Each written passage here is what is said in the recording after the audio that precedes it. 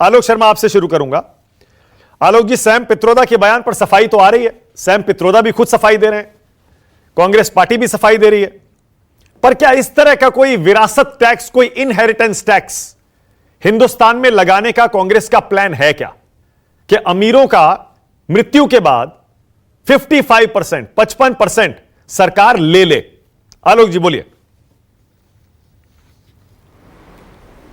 देखिए मानक जी, मुझे लगता है कि सबसे पहले तो सब लोगों को जो सैम पित्रोदा जी ने अपना इंटरव्यू दिया है, बयान दिया है, उसको ध्यान से सुनना चाहिए।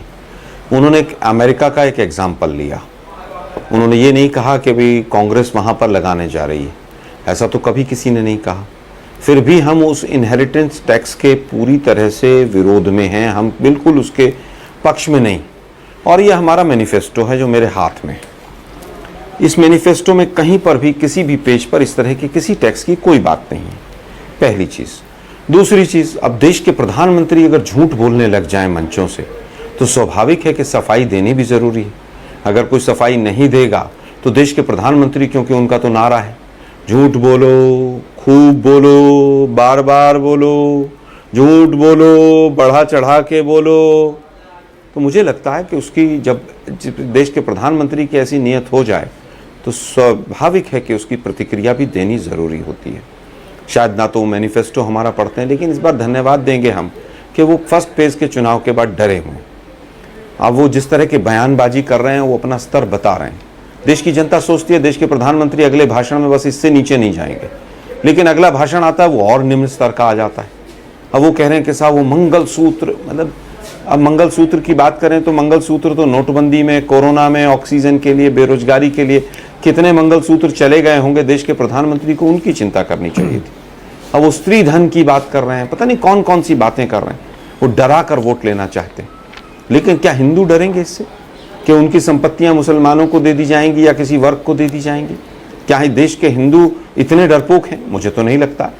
हमारे देश में तो हर व्यक्ति साहसी है, लेकिन देश के प्रधानमंत्री की आदत हो गई कि मुख्य मुद्दों से भटकाओ, ट्विस्ट करो और आगे बढ़ जाओ।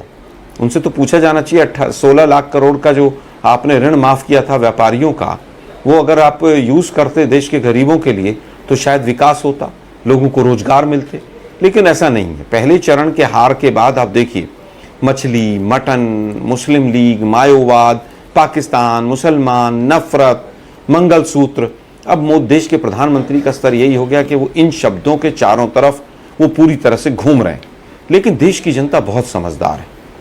देश की जनता सब समझती है कि अलमारी में से, तिजोरी में से किसने पैसे निकाले और किसने नोटबंदी के टाइम में बैंकों में पहुंचवाए और किसने अपने व्यापारी मित्रों को वो लोन दिलवाया और फिर अगले 4 साल में वो माफ करवाया।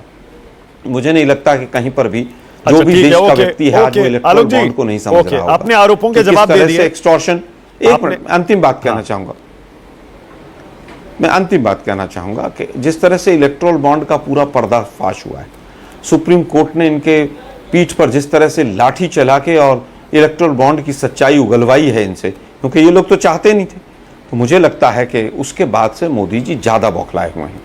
आज हालत ये है कि इस बार उन पूरे देश को लग रहा है कि इस बार अडानियों की सरकार नहीं बनवानी है, इस बार हिंदुस्तानियों की सरकार बनवानी है। और वही कारण है कि देश के प्रधानमंत्री आलोक जी मुद्दे पर आइए। मैं मुद्दे पर रहूंगा, मैं इधर उधर नहीं जाऊंगा। आप चाहते हैं ना मुद्दे पर रहें, तो ठीक है, आज मुद्दे पर रहते हैं। और जरा बताइए आपका ये संपत्ति पुनर्वितरण का क्या आइडिया है, वेल्थ रीडिस्ट्रीब्यूशन का आइडिया क्या है, जरा समझाइए, क्योंकि इस पर अब बहस बहुत हो गई, गोल गोल बहस बहुत हो गई। सैम पित्रोदा भी इशारों इशारों में कह के निकल गए इनहेरिटेंस टैक्स, आप उसके खिलाफ हैं, आपने स्पष्ट कर दिया। लेकिन राहुल गांधी ने आज जो सफाई दी, उन्होंने कहा मैंने ये नहीं कहा अभी एक्शन लेंगे, लेकिन पहले पता लगा लेते हैं किसके पास कितना वेल्थ है, कितनी संपत्ति है, उसके बाद करेंगे क्या। जब तक आप ये नहीं बताएंगे क्या करेंगे, तब तक बीजेपी तो उसको भुनाएगी और कहेगी कि आप इनको दे देंगे, उनको दे देंगे, आपकी भी सर्वे करेंगे, आपका भी एक्सरे करेंगे। थोड़ा डिटेल्स तो बताइए, क्या करना चाहते हैं, प्लान क्या है? देखिए, मुझे लगता है मैं दोनों चीजों पर उत्तर देता हूं। सबसे पहले तो देश के प्रधानमंत्री को देश से माफी मांगनी चाहिए। 2014 में कहा था मैं काला धन लेकर आऊंगा और 15-15 लाख रुपए अकाउंटों में डालूंगा। क्या वो डिस्ट्रीब्यूशन या रीडिस्ट्रीब्यूशन ऑफ वेल्थ की बात नहीं थी? फिर उन्होंने कहा कि जितना भी काला धन यहां से वहां देश के किसी भी कोने में वर्ल्ड के छुपा होगा, नया कानून बनाएंगे और टैक्स पेयर्स को पैसा देंगे। मुझे तो नहीं लगता मानक गुप्ता जी को टैक्स पेयर्स हैं। मानक गुप्ता जी को कुछ पैसे आए हो जेब में। क्या ये डिस्ट्रीब्यूशन ऑफ वेल्थ की बात नहीं थी?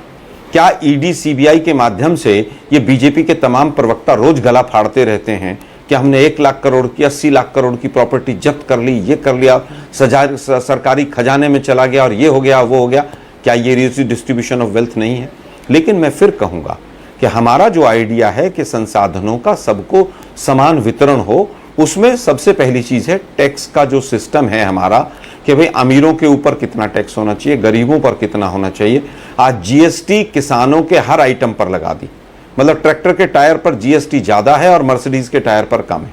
तो एक तो जिस तरह के टैक्सेशन के सिस्टम हैं, डायरेक्ट टैक्स है, इनडायरेक्ट टैक्स है, या सब्सिडीज हैं, सब्सिडीज में डायरेक्ट सब्सिडी है, इनडायरेक्ट सब्सिडी है, सब्सिडीज का मॉडिफिकेशन है, उनको किस तरह से रीडिफाइन किया जाएगा, उनको किस तरह से रीओरिएंट किया जाएगा, यही होता है कि किस तरह से सरकार के हाथ में वित्तीय संसाधनों का प्रबंधन, बेसिकली ये है। और जहां जहां पर जिस जगह पर जो ऐसी संपत्ति लगती हैं कि जिनका समाज के लिए उपयोग हो सकता है, उसका समाज के लिए उपयोग होना चाहिए। कोई ऐसा तो हो नहीं सकता कि मैं आपकी जैकेट उतारूंगा मानक जी और मैं किसी और को दे दूंगा, ये तो संभव ही नहीं है ना, कानूनन संभव नहीं है। आज किसी की जमीन आप एक आदमी से लेकर दूसरे के नाम कर देंगे क्या? एक भाई अपने भाई को जमीन नहीं दे सकता जब तक लीगल रजिस्ट्री नहीं होगी, तमाम फॉर्मेलिटीज नहीं होगी। ओके, तो ये सब बरगलाने की बातें हैं। बहुत बढ़िया। ये बरगलाने मतलब की आलोक बातें जी, नहीं होनी चाहिए। ये स्पष्टीकरण कांग्रेस के राष्ट्रीय प्रवक्ता आलोक शर्मा की तरफ से नेशनल टेलीविजन पर, आलोक शर्मा कांग्रेस के पुराने अनुभवी बड़े जाने माने राष्ट्रीय प्रवक्ता हैं, वो कहते हैं तो कांग्रेस पार्टी की लाइन होगी। आलोक जी, मतलब आप ये कह रहे हैं सर्वे अगर होगा उसके बाद भी किसी की संपत्ति में से कुछ लिया नहीं जाएगा, क्लियर है ना? ये बिल्कुल नहीं लिया जाएगा। आप मुझे एक बात बताइए, टैक्स पेयर्स के पैसे से ये सरकार गला फाड़ फाड़ के चिल्ला के कह रही है 80 करोड़ लोगों को हमने राशन दे दिया, तो क्या ये रीडिस्ट्रीब्यूशन ऑफ वेल्थ नहीं है?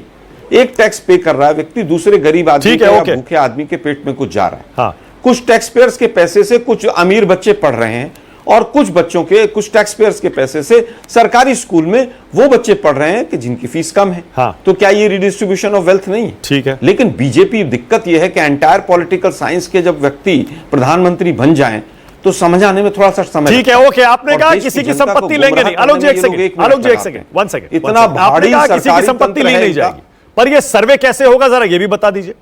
सर्वे सबका होगा या सिर्फ अमीरों का, टॉप 10% का होगा, टॉप 1% का होगा, या फिर सबका होगा?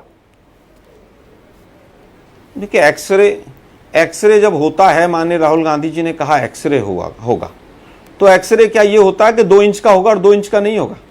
पैर टूटा है जहां दर्द हो रहा है, जहां स्वेलिंग आ रही है, वहां उस पूरे पोर्शन का एक्सरे होता है ना। तो समाज का एक्सरे होगा, अगर जातिगत और आर्थिक सर्वेक्षण होगा तो सभी का होगा। उसमें यह क्या मतलब है कि अमीर का होगा और गरीब का नहीं होगा? पता कैसे चलेगा आपको? सर्वे के बाद ही तो पता चलेगा कि भाई किसके पास कितनी वेल्थ है, किसके पास नहीं है, कौन कितनी गति से तरक्की कर रहा है, कौन सा वर्ग पिछड़ गया है, उसको कैसे आगे लाएंगे। तो सर्वे जब एक्सरे होता है, एक्सरे मशीन जब चलती हैं, एक्सरे की जो रेस चलती हैं, वो पूरे का सर्वे करती हैं। ठीक है। और क्या आज नीतीश कुमार जी ने जो सर्वे किया था, बीजेपी उसको किस रूप में लेती है? हाँ। उसमें भी तो आर्थिक भी था, सामाजिक भी था। उनका सर्वे हुआ तो वो सही था, और जो आज सर्वे हो रहा है वो गलत है, या हम सर्वे करेंगे तो गलत होगा। ये देश को बरगलाना, गुमराह, मतलब ये जातिगत सर्वे के, आपकी 10 सुनिए साल के आलोक जी, मतलब जातिगत सर्वे का हिस्सा होगा ये। सबसे ये भी पूछा जाएगा भाई आपके पास क्या क्या है, कितनी इनकम पहले थी, कितनी बढ़ी, कितनी गरीबी पहले थी, कितनी बढ़ी, मतलब उसी सर्वे में इसे डाला जाएगा क्या, या अलग से होगा ये आर्थिक सर्वे? देखिए मुझे लगता है सर्वे का प्रारूप सरकार आने के बाद जनता से पूछकर तमाम एक्सपर्ट्स उसको तैयार करेंगे, लेकिन सामाजिक और आर्थिक सर्वे होगा। ये मूल इसका हमारा सिद्धांत होगा। ठीक है, ओके। कि समाज में कौन सा वर्ग पिछड़ गया है, उसको कैसे आगे लाना है, ओके, और आर्थिक आधार पर किसको आगे लेकर आना है, ओके। आर्थिक में शैक्षणिक भी होगा, कौन कितना पढ़ पा रहा है, कौन कितना नहीं पढ़ पा रहा है। अच्छा आलोक जी, एक चीज देश के प्रधानमंत्री को बताना चाहिए कि कोरोना के बाद कितना बच्चा आलोक जी एक चीज और ईमानदारी से बताइएगा आलोक, ओके, ईमानदारी से आलोक जी एक चीज नहीं है। अब एक चीज और बताइए आलोक जी, बताइए आप ये बार बार फिर ये एससी, एसटी, ओबीसी और माइनॉरिटीज क्यों कह रहे हैं? अगर आप आर्थिक सर्वे करेंगे तो आर्थिक सर्वे में सबको इंक्लूड करिए ना, जातियों के आधार पर गरीब को क्यों बांटते हैं? सीधा सीधे कहिए कि गरीबों के लिए ये करेंगे, अमीरों से लेंगे, ज्यादा टैक्स करेंगे, गरीबों में बांटेंगे, उसमें एससी, एसटी, ओबीसी और ये माइनॉरिटीज क्यों? दिक्कत यह है कि बीजेपी वाले तो पढ़ते ही नहीं, हमारे मीडिया के साथियों ने पढ़ना बंद कर दिया। मैं सुनाता हूं, कांग्रेस राष्ट्रव्यापी आर्थिक सामाजिक जाति जनगणना कराएगी। इस सेंटेंस में कहीं पर भी है कि माइनॉरिटी का होगा? यह हमारे मैनिफेस्टो में 6 पेज पे पहला सेंटेंस। दूसरा सेंटेंस पढ़ देता हूं, इसके माध्यम से कांग्रेस जातियों, उपजातियों और उनकी आर्थिक सामाजिक स्थिति का पता लगाएगी। इसमें कहीं एससी एसटी दिखा आपको? जनगणना से प्राप्त आंकड़ों के आधार पर कांग्रेस उनकी स्थिति में सुधार के लिए सकारात्मक कदम उठाएगी। ठीक है, अब इसमें बताइए आपत्ति कहां पर? अब मैं बोलूं? पर दिक्कत यह है कि राजा जब झूठ बोलने लग जाए। नहीं नहीं नहीं नहीं, एक मिनट, हाँ बताइए। अब आपने मुझ पर आरोप लगाया कि मैं पढ़ के नहीं आया। मैं पूरा आपका मैनिफेस्टो पढ़ के। हिस्सेदारी न्याय का पहला पॉइंट है। अरे मैं वही तो कह रहा हूं, रुकिए तो सही, मुझे भी तो बोलने दीजिए। भाई ये पहला पॉइंट मैंने पढ़ा, मैं भी वही पढ़ के आया हूं। का। आलोक जी, मैं भी वही पढ़ के आया हूं। मैं ये कह रहा हूं, बिल्कुल सही कहा आपने, फिर से पढ़ता हूं। मैं तीसरी चौथी बार पढ़ रहा हूं आपका ये मैनिफेस्टो, और ये पहला पॉइंट मैं फिर से पढ़ रहा हूं ताकि दर्शक और समझ लें। कांग्रेस राष्ट्रव्यापी आर्थिक सामाजिक जाति जनगणना करवाएगी। इसके माध्यम से कांग्रेस जातियों, उपजातियों और उनकी आर्थिक सामाजिक स्थिति का पता लगाएगी। जनगणना से प्राप्त आंकड़ों के आधार पर कांग्रेस उनकी स्थिति में सुधार के लिए सकारात्मक कदम उठाएगी। सर ये तो जाति के एंगल से सर्वे हुआ ना, मैं तो ये कह रहा हूं गरीबी के हिसाब से सर्वे क्यों नहीं करते? जातियों में गरीबी कितनी है ये पता क्यों लगाना है यार? आर्थिक गरीब कितना गरीब है ये पता क्यों नहीं लगाना है? नहीं, आर्थिक क्या होता है? अरे भाई आर्थिक सर्वेक्षण क्या होता है मानक जी? अरे सर, लेकिन आर्थिक सर्वे आपकी हैसियत क्या है, आपके पास कितना पैसा है, उस हिसाब से भी तो हो सकता है। इसमें तो यह लिखा है जातियों, उपजातियों और उनकी आर्थिक सामाजिक स्थिति का पता लगाया जाएगा। इसमें क्या प्रॉब्लम भाई? आर्थिक और सामाजिक स्थिति का पता लगाएंगे, इसमें क्या दिक्कत? नहीं, फिर से पढ़ रहा हूं। आर्थिक स्थिति, जातियों, उपजातियों और उनकी आर्थिक सामाजिक स्थिति का पता लगाया जाएगा। ये तो कास्ट सर्वे हुआ जिसका आर्थिक एंगल भी होगा। मैं तो ये कह रहा हूं गरीबों के लिए सर्वे क्यों नहीं होता? सारे गरीबों के लिए, चाहे वो किसी भी जाति, किसी भी धर्म के। अरे भाई जातियों में एक मिनट सुनिए ना भाई, एक बात बताइए मुझे, जब तक सर्वे नहीं होगा कैसे पता चलेगा कि फला आदमी अमीर है या गरीब है? और जातियों में गाय भैंस तो होंगे नहीं, आदमी तो होंगे, इंसान ही तो होंगे उसके अंदर। तो जबरदस्ती आप भी मोदी जी की तरह ट्विस्ट देते चले जा रहे हैं। नहीं। सीधा सेंटेंस है, जातियों में, उपजातियों में कहां पर किस तरह का आर्थिक और सामाजिक उनकी हालात है, उसका पता लगाएंगे और उसको उठाने के लिए सकारात्मक कदम उठाएंगे। ठीक है, चलिए, ओके। गजब है भाई। नहीं, गजब नहीं। बीजेपी का कभी एक बार मैनिफेस्टो नहीं पढ़ता। नहीं, आप गलत आरोप लगा रहे हैं। आज आपसे ही निपट लेते हैं बीजेपी, कांग्रेस, समाजवादी पार्टी। आप बताइए मानक जी, जबरदस्ती आपको ये सवाल तो बीजेपी से पूछना चाहिए। अभी पूछूंगा बीजेपी से का भी नंबर आएगा। कहां दिक्कत है? सवाल आप मेरे से पूछ रहे। ना, एक मिनट देखिए आलोक जी, आपने वादा किया ना, इसीलिए उस वादे की डिटेल्स आपको बतानी पड़ेंगी। भाई आपने घोषणा पत्र में कुछ लिखा तो उस पर तो आप ही बताएंगे ना, उस पर आप ही से पूछूंगा। आपके घोषणा पत्र के वादे के बारे में बीजेपी से सवाल तो नहीं हो सकता ना? कैसी बात कर रहे हैं आलोक जी?